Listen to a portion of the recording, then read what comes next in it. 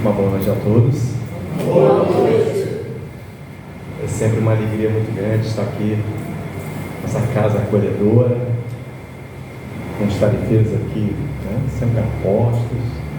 Estava ouvindo a música do Papa Pio XII, estava me lembrando do tempo que a gente fazia as lives, né? Eu e o Francisco, olha, essa música ficou gravada no meu coração. Porque toda vez que tinha os estudos, aí tinha a música, né, que é o hino da Casa da Esperança. E essa música, toda vez que toca, eu me lembro exatamente daquele tempo, que foi um tempo difícil, mas foi um tempo que nós não paramos, nós continuamos o trabalho, né? E foi muito bacana, foi muito marcante, e um marco nos novos tempos de toda a humanidade, né? O mundo parou, o mundo teve suas mudanças, né? Nós estamos numa terra de transição e houve muita coisa que se renovou, algumas coisas pararam, algumas profissões tiveram alguns problemas, mas outras coisas se melhoraram, se atualizaram, se modificaram, né? E é sempre bom a gente olhar as coisas sempre de forma positiva. E é justamente faz parte do tema que eu trago na noite de hoje, que precisamos olhar sempre a vida com bons olhos. Porque todas as vezes que nós olhamos algo, aquilo se reflete em nós. Nossos olhos são como os nossos espelhos da alma. Aquilo que eu enxergar com bons olhos, eu trago tudo aquilo de bom no meu coração. Eu trago para dentro de mim. E aquilo que eu não olhar com bons olhos, se eu procurar olhar aquilo de uma forma negativa, de uma forma triste, de uma forma ruim, procurando uma nuance defeituosa, que é a coisa mais fácil do mundo, é a gente achar problema. Imagine. Só que nós aqui chegamos nessa terra com o nosso sistema operacional, diga-se de passagem, programado para encontrar os problemas. Olha que barato. Porque nós viemos aqui por algum motivo.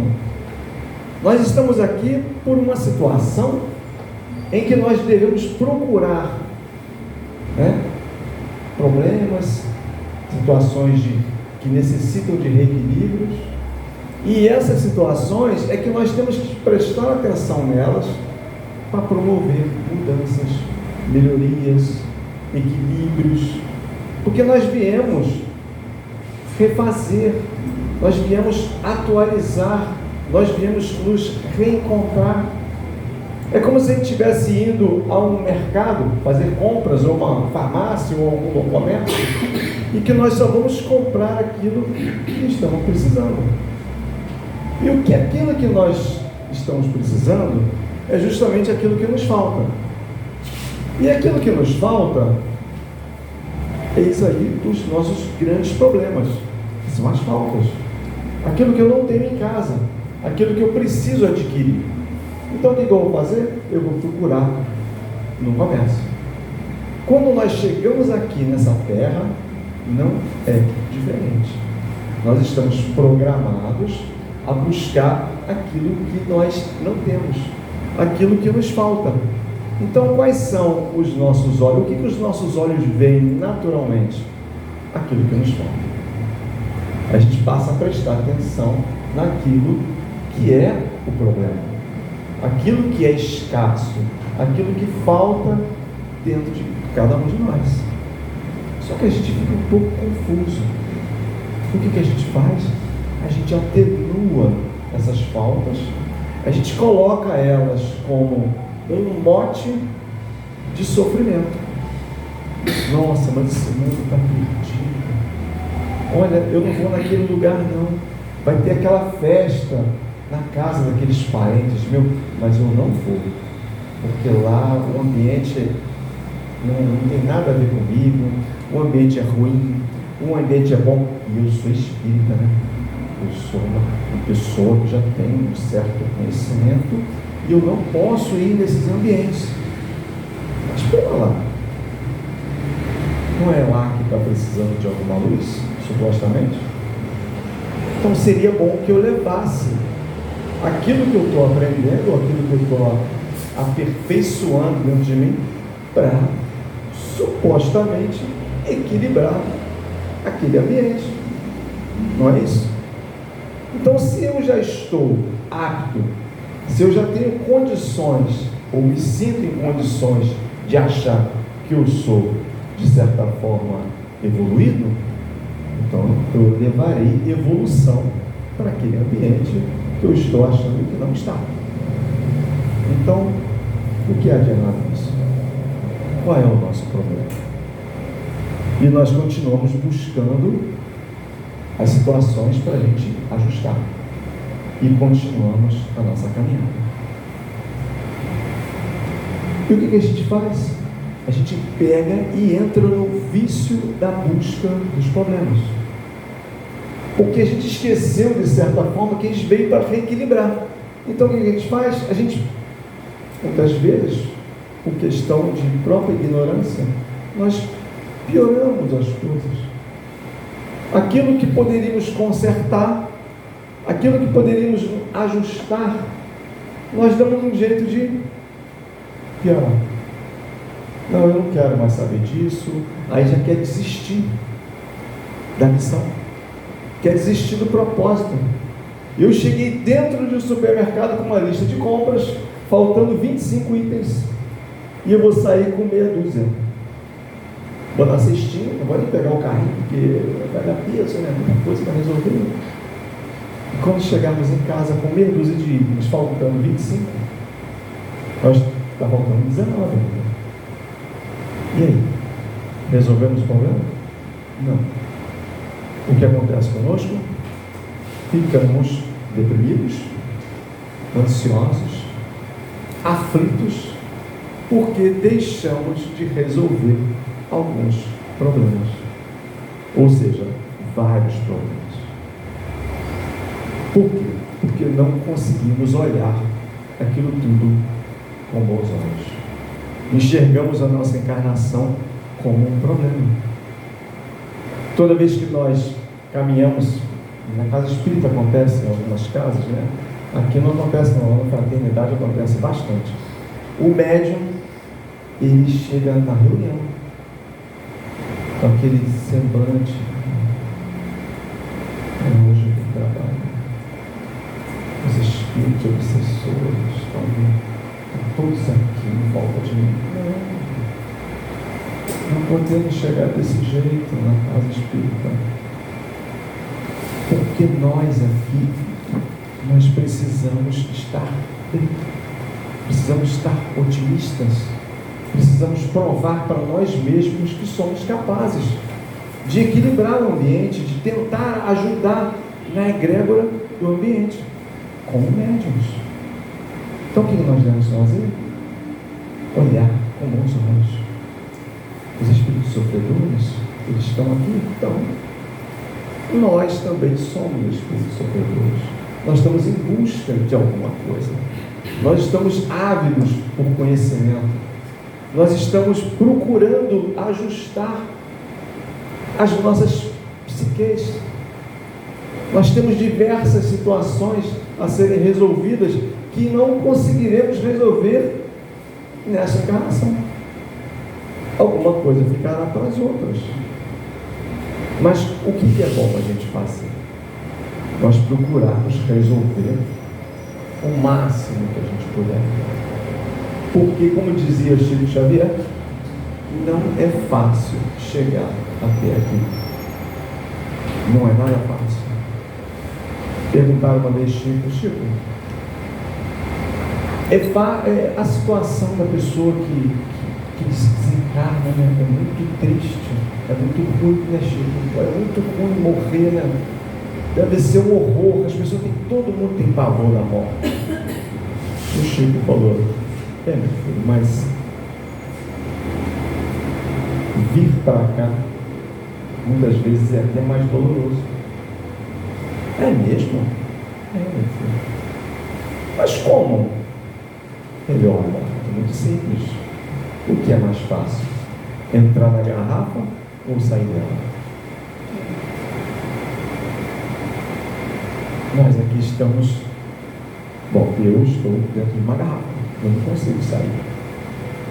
Estamos aqui todos nós com as nossas indumentárias de astronautas, né?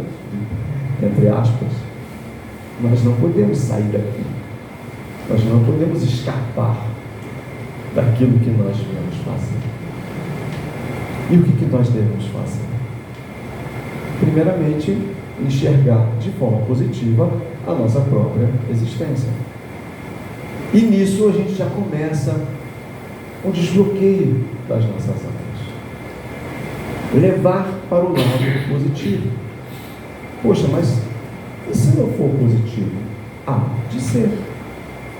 Porque se o Criador é perfeito, se o Criador é onipotente, se Ele é justo, se Ele é misericordioso e cuida para que a providência divina faça tudo da melhor forma possível, dentro daquilo que nós precisamos, nada mais além daquilo, qual é o nosso problema?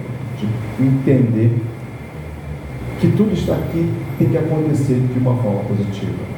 Que nós precisamos olhar as coisas de forma positiva. Por mais difíceis que sejam os problemas. Porque os problemas sempre existiram. Senão a gente não estaria aqui. E o que a gente faz? Eu não quero resolver. Eu quero fugir dos problemas. Aí a gente aprimora. Opa, peraí, eu quero resolver, mas a culpa não é minha.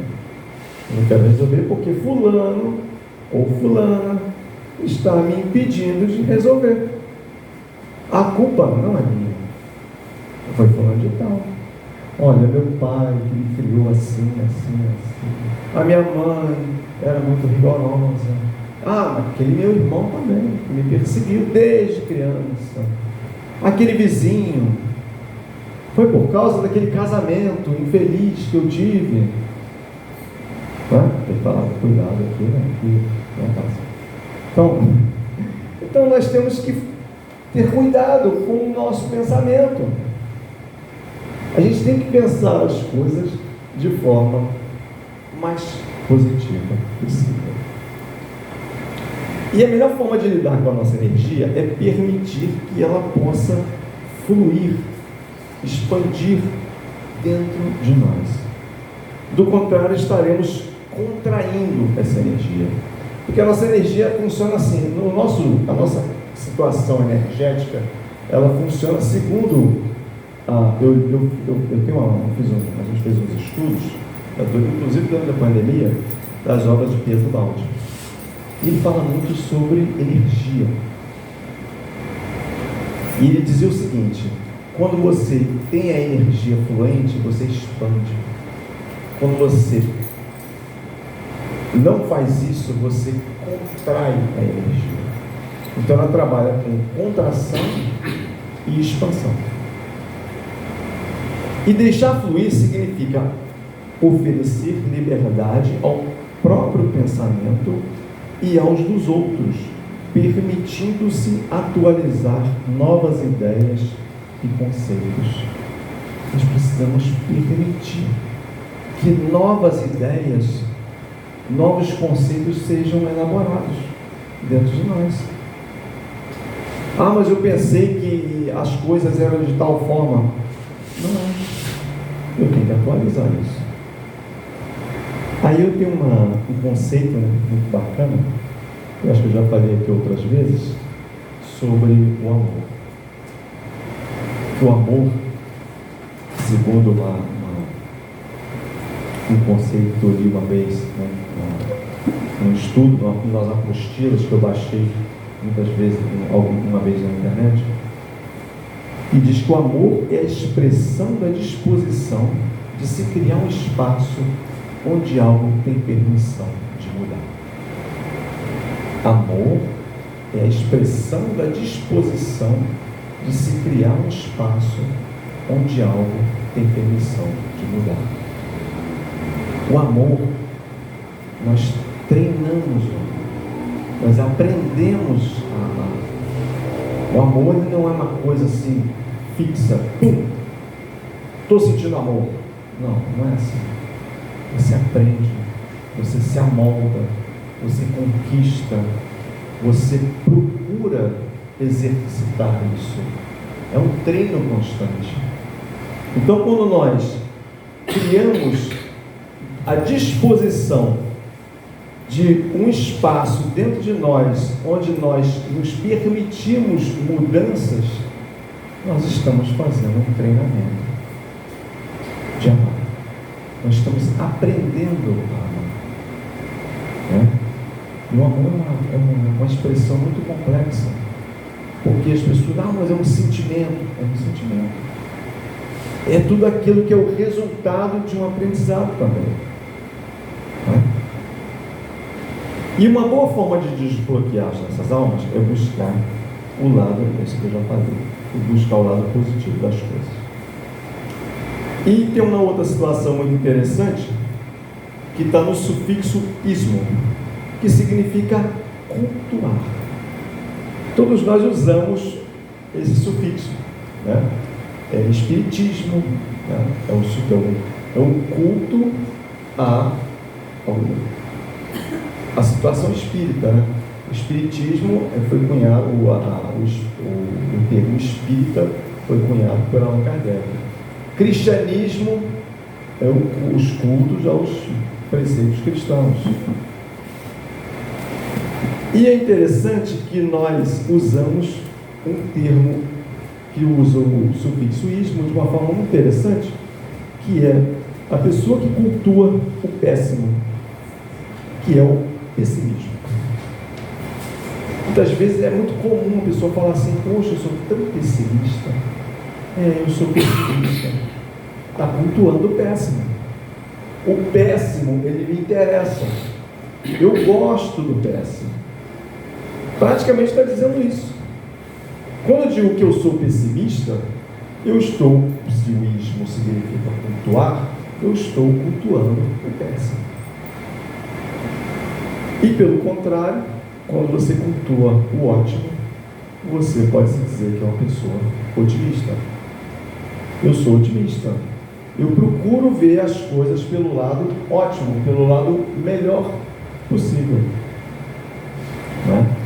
E desse modo você expande a energia. Você deixa fluir as coisas. Você desbloqueia o seu interior. Você deixa a energia fluir. Você deixa as pessoas caminharem. Você deixa as coisas acontecerem. Porque tudo aquilo que nós não podemos mudar, nós precisamos deixar fluir. Nós precisamos nos amoldar às decisões dos outros. Porque muitas vezes as pessoas tomam decisões que a gente não concorda. Um parente, um conhecido, um amigo, um conceito social. Até o time de futebol que perde. Nós temos que concordar, ele perdeu. Vamos fazer o quê? Porque os confrontos existem. E é natural no mundo de transição. Porque nós vivemos em dualidades. Onde se predomina o sim e o não. O claro e o escuro. Em cima, embaixo, um lado, um outro. Opostos, direito, esquerdo. As pessoas estão sempre buscando. Se ele não for extremamente uma coisa, ele é extremamente outra. E como dizia o apóstolo Paulo, nós temos que buscar o caminho do meio. Por que não um pouco de cada um? Você é de direita ou você é de esquerda? Ora, tem coisas de direita que eu concordo, tem coisas de direita que eu discordo, tem coisa de esquerda que eu concordo, tem coisa de esquerda que eu concordo. Então, sempre vai haver um pouco de cada um. E isso é natural, faz parte de todo um processo que está, né, em volta de nós o tempo inteiro. Ah, mas eu não concordo com situação assim, porque virou, né? Estou falando aqui um pouco até da política, virou uma coisa pessoal. Fulano de tal é do lado tal, fulano de tal é do lado tal. Ou seja, eu tenho mais preocupação com a pessoa do que com a causa. A pessoa se tornou a causa, mas a pessoa, ela é falível, ela é morrível, ela irá embora, ela pode virar as costas para a situação e sair de cena. Vai ter que entrar outro. O outro vai ser diferente, não pensa igual. É assim que as coisas vão se dar. E o mundo vai fluir. Vai nascer os mais novos, com ideias mais atualizadas, já com outros aprendizados, e o tempo é outro. Não é? Por mais que eu concorde, por mais que eu acho que as coisas têm que acontecer de um jeito, eu preciso deixar fluir, que elas podem ir para um lado ou para o outro. Senão quem vai estar sofrendo? Quem vai estar bloqueado? Eu. Não é? Então Jesus nos ensinou a expandir a energia e desbloquear as nossas almas. Ele trouxe a boa nova, a boa notícia. E nós temos aqui os fundamentos do Espiritismo. Para a gente compreender o Espiritismo, nós precisamos de 5 pilares. Nós precisamos de 5 fundamentos, dos 5 fundamentos principais. Nós precisamos crer em Deus, nós precisamos crer na imortalidade da alma, nós precisamos crer na comunicabilidade dos espíritos, nós precisamos crer na pluralidade dos mundos. Os mundos têm habitações e há muitas moradas na casa do meu Pai. E eu preciso também crer na pluralidade das existências. Aí é que está um pequeno problema. Eu tenho que acreditar em reencarnação. Porque se eu não acreditar em reencarnação, eu não vou conseguir conceber a possibilidade da justiça de Deus. Porque eu vou colocar todo mundo no marco zero. Todo mundo nasceu igual, ao mesmo tempo, numa linha só, e todos irão caminhar ao mesmo tempo, na mesma direção, partindo de um ponto zero. Mas peraí, mas por que as pessoas são tão diferentes uma da outra?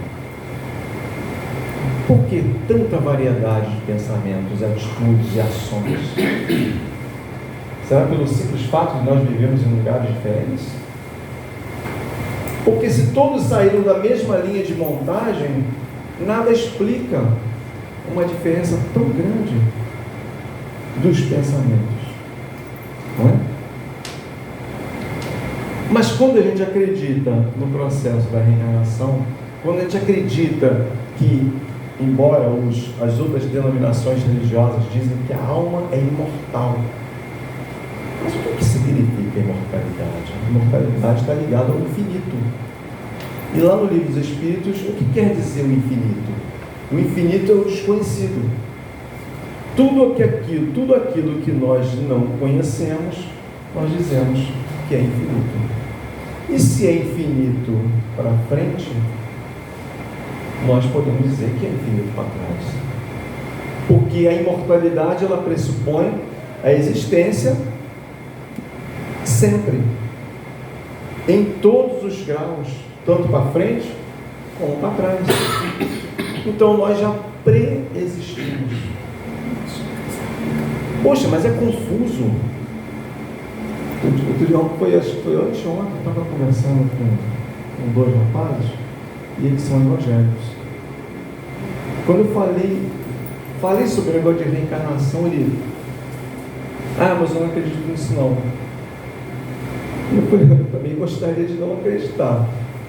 Seria bem mais fácil para mim, porque eu não precisaria pensar tanto, né? É bem mais cômodo eu acreditar naquilo que eu estou vendo, né? Acreditar que só nós que estamos aqui Não há espíritos desencarnados aqui. E, no entanto, há muito mais espíritos desencarnados aqui do que encarnados. Mas os nossos olhos se incomodam de imaginar o contrário, de imaginar diferente. A gente não consegue conceber isso. Então a gente acha que as coisas sempre fluirão da forma material. Mas da forma material não pode ser. Porque senão nós ficamos limitados. Nós não temos resposta para um monte de coisas. Não é? E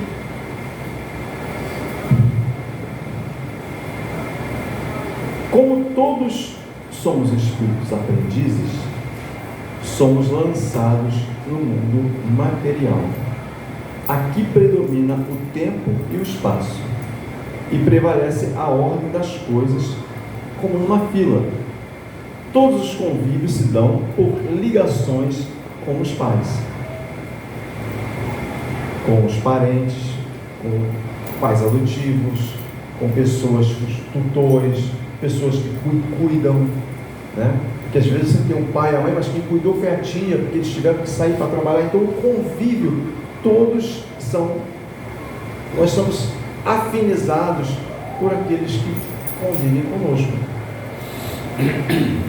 Independente se nas outras épocas, nas outras encarnações, foram maridos, esposas, filhos, não importa, sempre prevalecerá a ordem de quem chega. O tempo existe por causa do percurso do espaço. É assim que funciona a vida no mundo material. Ou seja, toda vez que nós estamos aqui, nós temos um espaço de tempo para estar lá fora.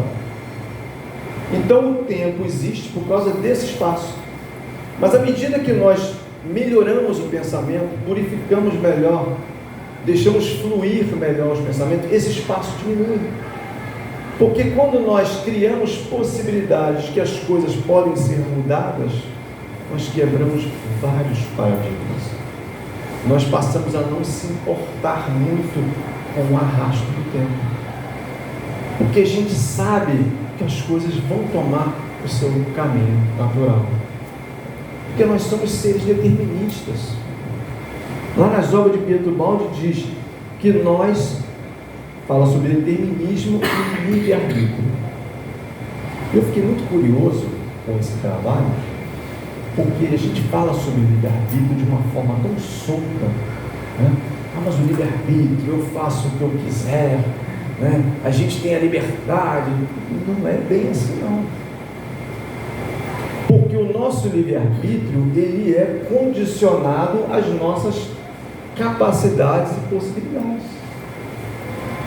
Eu não consigo ser livre daquilo que eu não sei, daquilo que eu não sou capaz de fazer. Quem é que é livre para pilotar uma aeronave? Eu acredito que ninguém. Então nós não somos exatamente livres da forma que nós pensamos ser.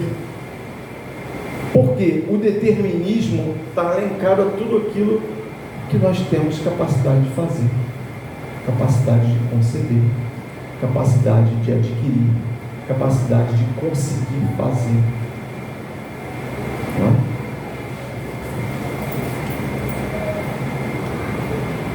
Entre todos os seres da Terra, o ser humano é o único que consegue percorrer a linha do tempo. Vê que os animais, o cachorrinho, por exemplo, se você lá em casa tem a Meg, né, nossa poodle, se você apertar ela dá aquele latidinho e faz uma menção de morder. Porque o animal ele só atua no tempo presente. E no momento que ela dá aquela coisa de morder e acaba, aí você dá um carinho nela, acabou. A gente não, a gente percorre a linha do tempo. Se a gente for apertado e doer, a gente quer morder também, talvez, mas a gente vai ficar com a mágoa. Olha, no Natal, né? No Natal, há 5 anos atrás, lembram? Em 2018, o que você fez? Você me falou aquele negócio. Olha, até hoje eu me lembro disso. Olha que tristeza. Porque nós percorremos a linha do tempo. Cada um de nós aqui, nesse momento, estamos percorrendo a linha do tempo. Uns estão assim, cara. Aliás, você já me morando pra cara, já deve ter acabado. Ó, 1 hora aqui, meu Deus do céu. Até que hora que vai isso? E eu tenho que ir para casa. Ih, será que eu esqueci alguma coisa? Será que eu esqueci o portão aberto? Nós estamos assim o tempo inteiro. O tempo inteiro na linha do tempo. Olha que loucura. Aí Jesus falou: no mundo só tereis aflições, mas tenham bom ânimo. Porque a linha do tempo, ela nos perturba. Nós ficamos perturbados. Olha, quando eu aposentar, eu vou passar a frequentar todos os estudos da Casa Espírita. Eu vou me inscrever, falar com a Jade, né?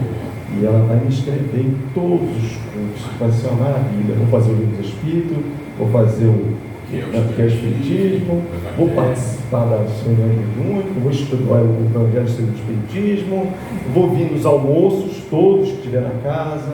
Vai ser uma maravilha. Só que tem um detalhe. Você sabia que o tempo mais difícil de se administrar é o tempo ocioso? Geralmente, quando a gente está no tempo ocioso, a gente se perde, porque não temos agenda. E criar a própria agenda, eu que o diga, porque eu tenho um comércio que eu trabalho por minha conta, então eu tenho que criar a minha agenda, e é confuso fazer isso. Quem trabalha por conta própria sabe disso. Se você não tiver um horário, você se atrapalha tudo. O dia termina e você não conseguiu fazer nada. E as pessoas pensam que quando terminarem, eu vou me aposentar, vou fazer tudo direitinho. Não vai fazer. Se não adquirir um condicionamento a partir de agora, não vai conseguir, vai ficar bloqueado. Vai continuar do mesmo jeito. Pior, vai piorar. Porque não conseguiu criar uma programação, criar uma rotina, criar um hábito. Inclusive assim, nesses contextos de casa espírita, de igrejas e tal, contexto social, principalmente as tarefas voluntárias, aquelas tarefas gratuitas, aquelas que não são pagas. Essas tarefas são tão fáceis de abandonar. É tão fácil. Hoje não vai dar para ir não. E amanhã também não vai dar não. Depois, né, sempre tem isso. E é normal. Porque a pessoa está se condicionando ainda. Há dificuldades. E é normal isso. Não estou aqui levantando nenhuma crítica, mas eu estou colocando como é difícil para nós esses tipos de labores, né? Nós temos a dificuldade.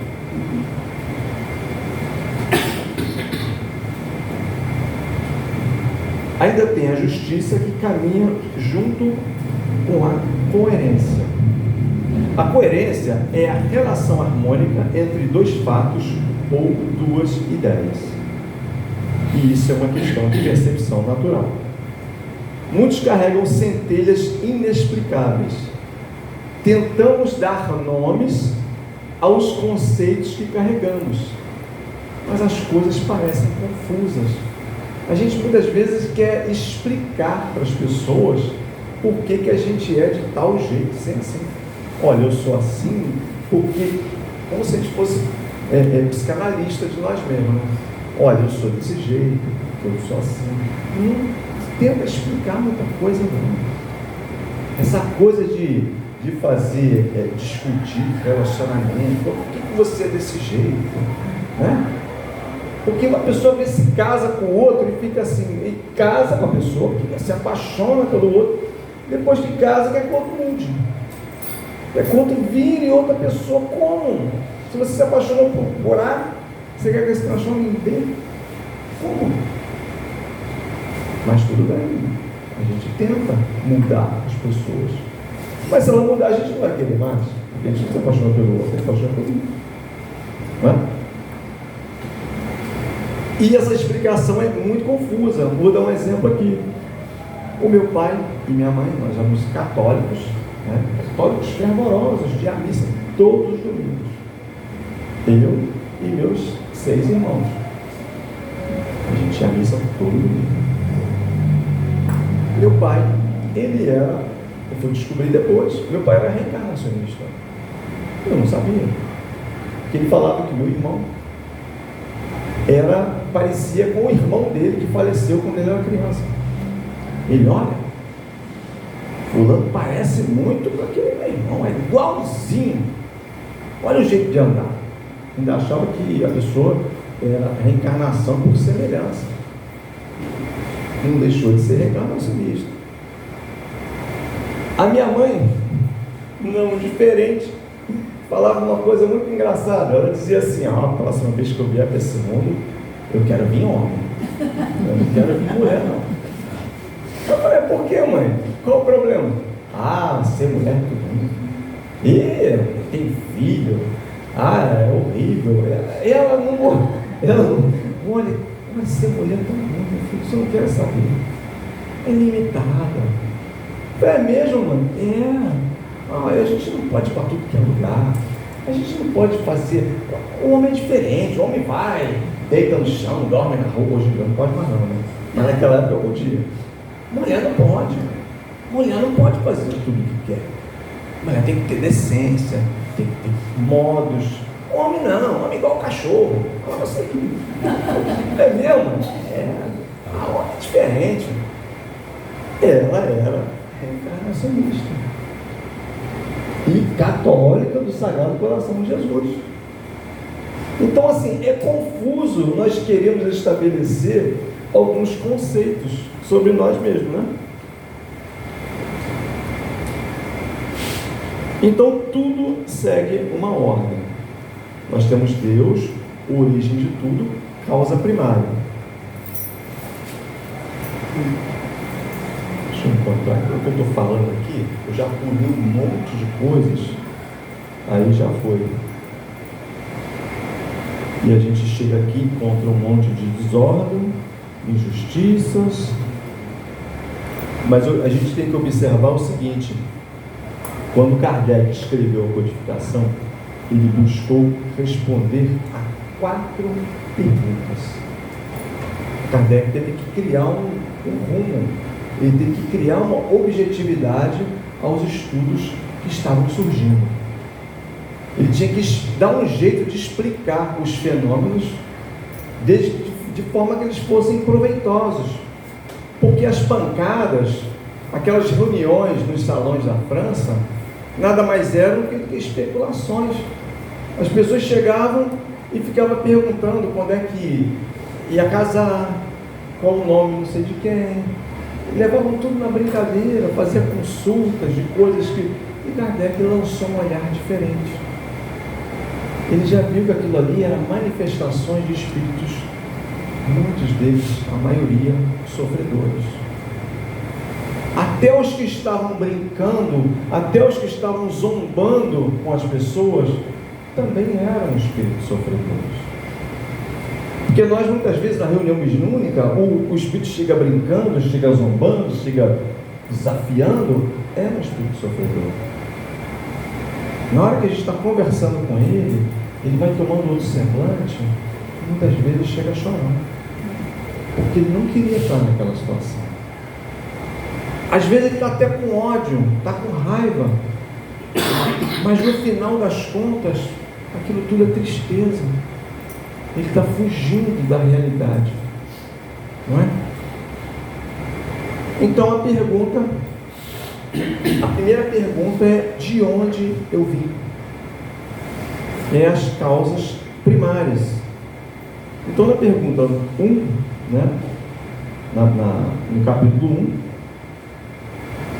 1, logo na pergunta 2, o que se deve entender por infinito? Eu já falei sobre isso, mas agora está escrito aqui direitinho. O que não tem começo nem fim, o desconhecido. Tudo que é desconhecido é infinito. No capítulo 2, na pergunta 17, Kardec pergunta aos espíritos: é dado ao homem o conhecimento, conhecer o princípio das coisas? Os espíritos respondem: Não. Deus não permite que ao homem tudo seja revelado neste mundo. Deus não permite que ao homem tudo seja revelado neste mundo. E na pergunta 18, Kardec pergunta: penetrará o homem um dia o mistério das coisas que lhe estão ocultas?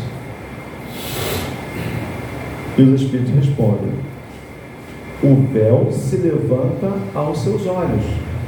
À medida que ele se depura, mas para compreender, o véu se levanta aos seus olhos à medida que ele se depura, mas para compreender certas coisas, são-lhe precisas faculdades que ainda não possui.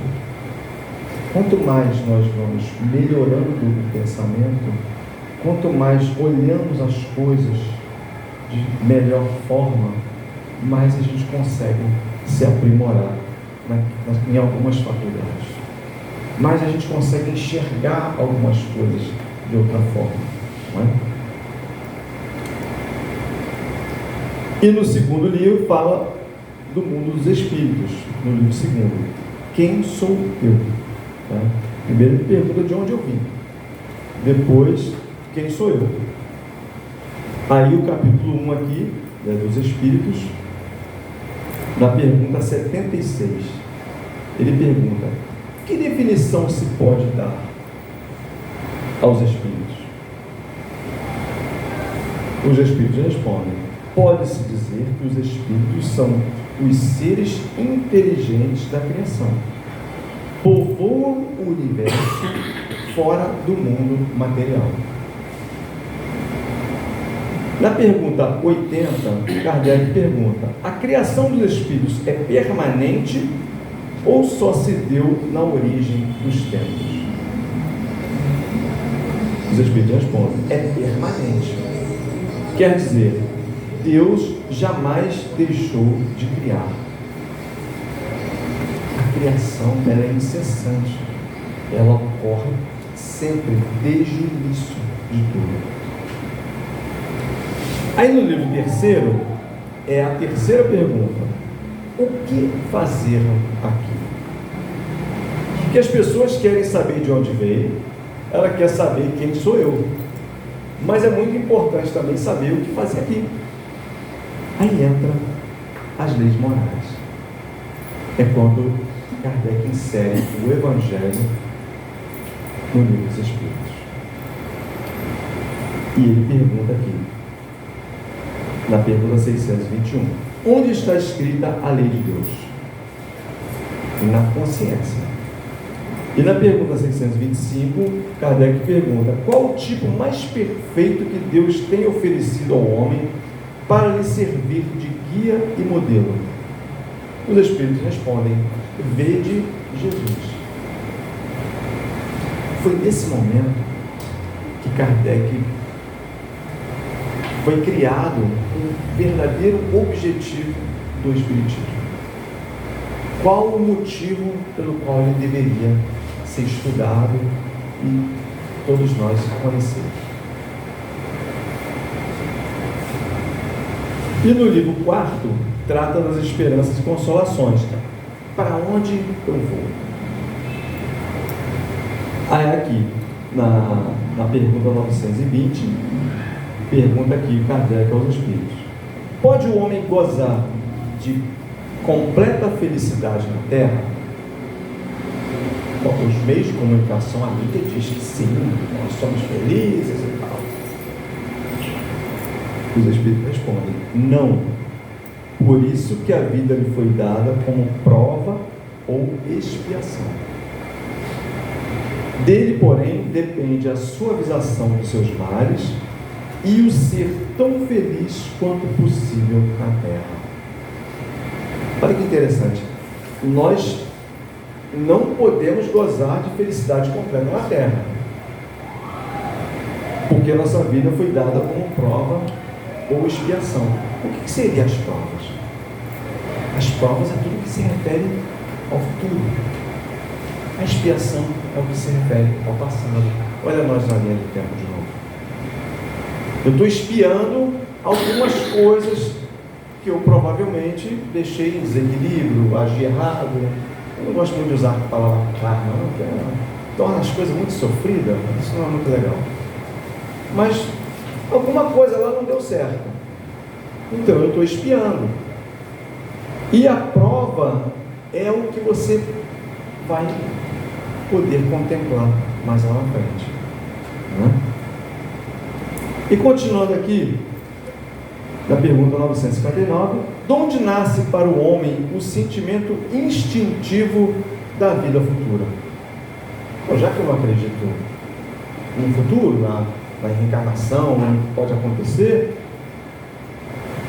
já temos dito, antes de encarnar, o espírito conhecia todas essas coisas e a alma conserva vaga lembrança do que sabe e do que viu no estado espiritual. Mesmo a gente não se lembrando, nós temos vaga lembrança. Está todo mundo aqui em modo avião, tá? O Wi-Fi está desligado. Nós não temos conexão com o mundo espiritual direta, mas nós guardamos uma vaga lembrança. Nós temos uma centelha que nos aponta que algo lá na frente nos aguarda. E é uma explicação muito legal que nós temos lá na nossa livraria, né, do Cantigo de Xavier, né, pertence ao movimento Inteligência do Quinto Seu. Todos os livros que vendem lá da codificação, o mais vendido é o Evangelho segundo o Espiritismo. Porque o ser humano, ele quer saber, claro, de onde ele veio, ele quer saber quem sou eu, ele quer saber quem ele é, ele quer saber para onde vai, mas a maioria quer saber o que fazer aqui. E é justamente falando sobre as leis morais, não é? Então Jesus trouxe um tratado de vida plena. O Evangelho é um verdadeiro manual de desbloqueio para as nossas almas. Então, já veio aqui um desbloqueio para abundâncias e verdades. Jesus disse: e ao que quiser disputar contigo, tirar-te a túnica. E ao que quiser disputar contigo e tirar-te a túnica, dele também a capa. O que Jesus quis dizer com isso? Que as perdas materiais, elas podem ser superadas, mas Deus proverá sempre. E se alguém quiser deturpar sua índole, mantenha tranquilo, fique bem, guarde a consciência de que você agiu certo, desde que você já venha caminhando da forma correta. Ah, mas fulano falou mal de mim lá na rede social. Deixa eu falar.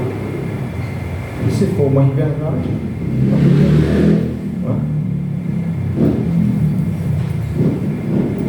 E tem uma outra fala de Jesus: assim, se alguém te obrigar a caminhar 1000 passos, vá com ele 2000. Isso significa que nós somos muito mais competentes, nós podemos fazer mais sempre do que aquilo que propõe às pessoas lá, aquele que nós façamos, não é? Então muitas vezes a gente vê em situações de trabalho, as pessoas elas se limitam, as capacidades são grandes, e o que elas fazem? Ah, mas eu só faço até aqui. Eu não sou pago para fazer isso aqui não, eu só posso fazer aqui. Faz, pô, qual o problema? Porque se nós for fazer só aquilo que nós achamos que tem que ser feito, onde está a nossa capacidade de fazer melhor? Onde está o nosso esforço? Nunca vai acontecer. Ah, mas eu tenho que ganhar bem para me mostrar um trabalho melhor. Não, eu tenho que fazer um trabalho melhor para depois eu ser reconhecido. E se não for reconhecido aqui, eu serei reconhecido em outro lugar. Isso não pode comprometer a nossa vontade de ser melhor, não é? E aqui Jesus diz: dê a quem lhe pede, e não dê as costas àquele que deseja pedir algo emprestado. Então, tudo que a gente tem é emprestado. Já começa por nós. A gente nasce devendo tudo, o ar que respira, a barriga da mãe, 9 meses. A gente já sai devendo a mamadeira, as fraldas. A gente chega aqui devendo tudo.